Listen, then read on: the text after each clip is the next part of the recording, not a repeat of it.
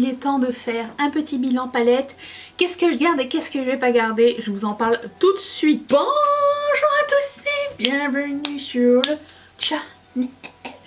Alors, aujourd'hui on se retrouve pour parler palette, notre sujet préféré, entre autres. C'est-à-dire, on va passer, comment dire, au travers des palettes que j'ai testées récemment et savoir qu'est-ce que je garde et qu'est-ce que je ne garde pas, comme j'ai dit au début. Toutes ces palettes, je les ai vues depuis mars et avril et c'est dans la playlist Palette Express 2024 si jamais ça vous intéresse, voir les looks et les impressions que j'ai eues. Et on commence tout de suite. Je commence avec une palette que je ne vais pas garder, c'est la LH Cosmetics Reload palette qui ressemble à ceci. J'aime beaucoup la color story de cette palette là, j'aime beaucoup les mats, mais les irisés sont vraiment... Vous avez vu dans la vidéo que j'ai eu du mal à les travailler, que c'était pas des irisés faciles.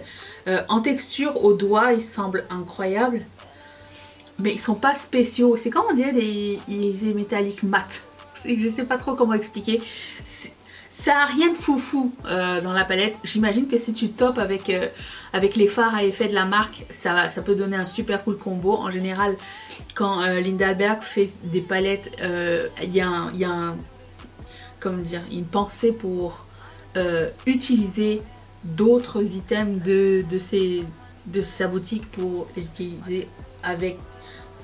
Qu'est-ce que je suis en train de dire? Tout s'utilise en même temps et de façon... Tout est comment dire, versatile. Versatile, est-ce que c'est un mot français? Je me rappelle plus. Polyvalent. Je sais pas c'est quoi le mot. Donc franchement je peux faire ce genre de look avec des fards beaucoup plus impactants et beaucoup plus facile à travailler. Les métalliques ne s'appliquaient vraiment pas très bien sur mes paupières, donc je passe mon tour pour ça. Ça n'était pas ma préférée du tout. Une palette que j'ai beaucoup aimée et que j'ai salie, mon dieu je suis dégoûtée, c'est la palette Glaminatrix, la Pretty in Pastel. Et voici pourquoi je l'ai adorée, c'est que c'est une sélection de pastels. Il n'y a pas toutes les couleurs, mais il y a une bonne sélection de couleurs. Et surtout, vous avez 2 rangs métalliques et fards à effet. Et vous avez 3 rangs de mat qui sont... je vais mourir. Des intensités différentes. Et c'est pas des pastels. J'ai l'impression qu'il y a pas mal... que c'est assez délavé aussi. Et des couleurs d'accent très foncées et ça on adore, un petit peu comme la Search Palette de chez Blend Bunny, sauf que là c'est une sélection. Je trouve qu'elle est vraiment bien fichue. J'adore Glaminatrix, c'est une de mes marques préférées et je garde cette palette, bien sûr.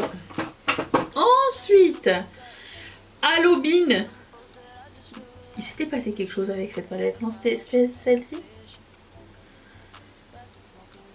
Il y avait eu une palette où j'avais eu de la misère à utiliser. C'était elle ou pas? Mais ça c'était moi, c'était mon mélange qui était pas bon je pense. J'aime beaucoup la color story, j'aime beaucoup les métalliques de Shroud. Apparemment la propriétaire est de retour pour nous jouer de mauvais tours. La propriétaire est de retour. Je pense qu'elle commence à envoyer les trucs. J'ai pas tellement aimé la façon dont elle a géré ses problèmes.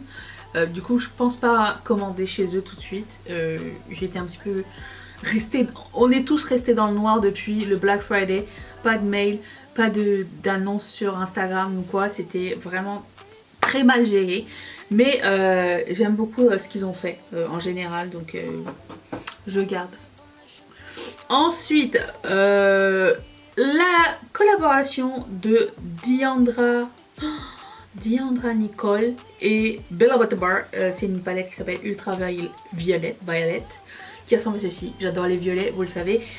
Il y a beaucoup de couleurs que j'aime bien, mais les violets j'aime beaucoup. Surtout vous avez des violets chauds et vous avez des violets froids, vous avez des fards à effet, vous avez des fards mat.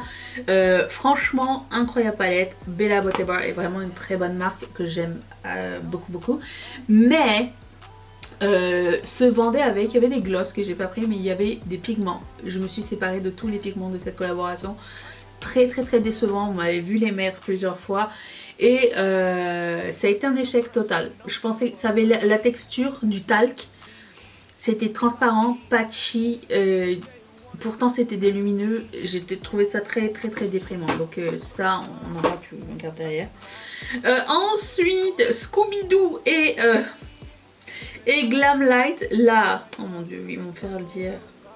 Ça là, j'ai pas envie de le dire. Le machin. C'est celle-ci. Et j'aime beaucoup cette color story. Vous avez des métalliques incroyables et vous avez des mats incroyables. J'aime beaucoup le fait que ce soit des couleurs délavées encore une fois. Je trouve que c'est original, tout va super bien ensemble. J'aurais pu faire ce look avec ce que j'ai mis, sauf que bon, là il y a du violet, c'est pas la même chose.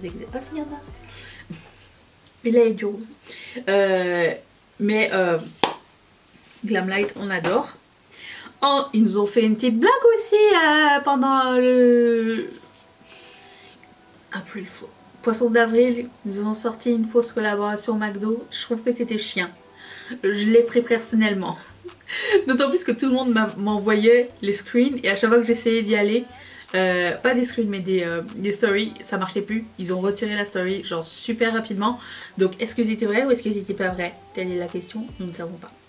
Ensuite, une palette que j'ai testée récemment et que j'ai beaucoup aimé, c'est la Martin Cosmetics Triple X palette. Et au départ, je me disais qu'il y avait quand même pas mal, c'était assez redondant, ok? Quand tu regardes comme ça, ça me pique encore le nez. Quand tu regardes comme ça, tu dis bon, il y a un noir, un gris, et là c'est un noir métallique. Tu dis qu'est-ce qu'on va faire avec tout ça? Et finalement, j'ai utilisé ces trois couleurs là et je trouvais que ça donnait un fondu incroyable pour des gris.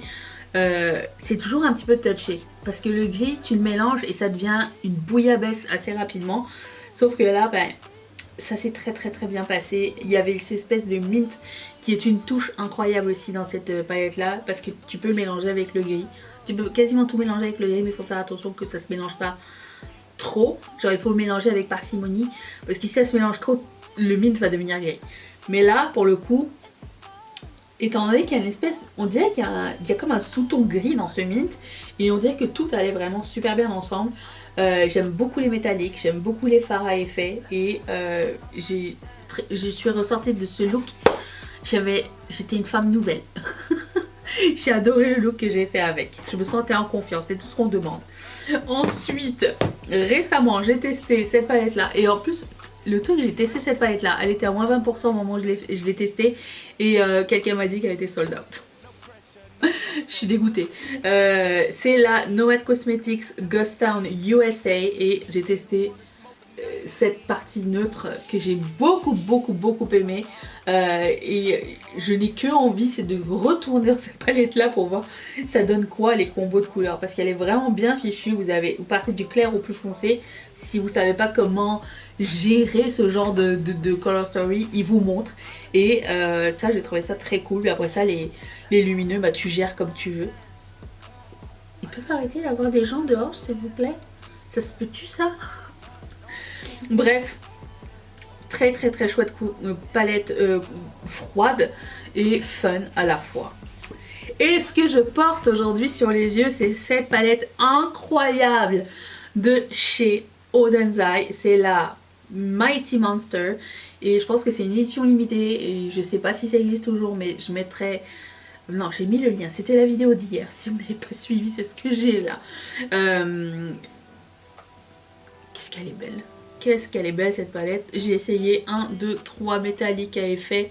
Enfin lui là, c'est ma couleur de coin interne. Du vert au rose, incroyable. Ce teal, trop beau.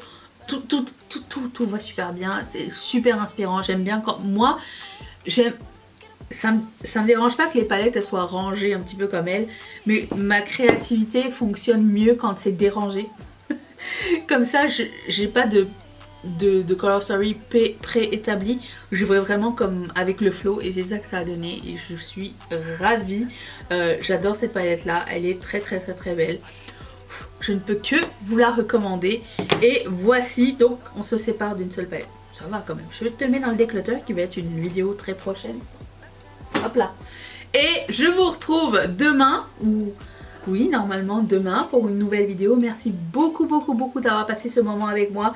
Dites-moi dans les commentaires ces palettes là, est-ce que vous avez testé? Laquelle vous tente? Quelles expériences vous avez eues avec? J'ai très hâte de vous lire et je vous dis à demain.